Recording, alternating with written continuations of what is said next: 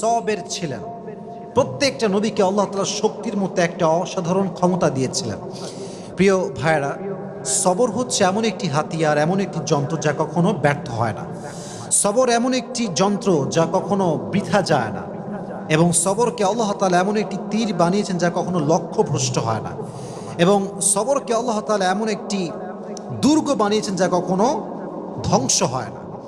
একটা বিষয় খেয়াল রাখেন, ওয়াসবিরু ইন্নাল্লাহা মা'আস সাবিরিন। আল্লাহ তাআলা বলেছেন তোমরা ধৈর্যশীল হও, এবং মনে রেখো যে সবর করে, যে ধৈর্যশীল হয়, তার সঙ্গী হয় একজন, তিনি কে? আল্লাহ তার সঙ্গী হয়।